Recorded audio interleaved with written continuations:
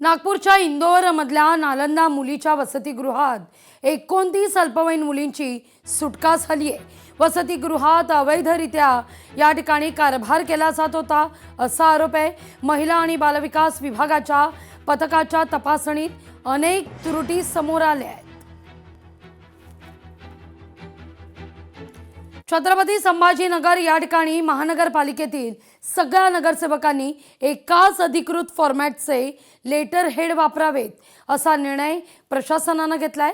सध्या विविध लेटर हेडवर वेगवेगळा उल्लेख आढळत असल्याने प्रशासकीय कामकाजात गोंधळ निर्माण होत असून त्या दृष्टिकोनातून खबरदारी बाळगली जाते। दिंडोरी नाक्यावर रिक्षा चालकाचा पोलिसावर जीवघेणा हल्ला आहे। रॉंग साइडने येणारी रिक्षा अडवल्याचा राग मनात धरून मारहाण झाली आहे। लोखंडी वस्तूने डोक्यावर प्रहार करण्यात आलाय।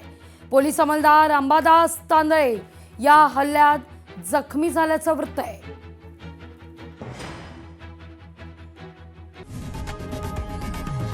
लोकशाही मराठी ऐका, पहा, जागरूक रहा।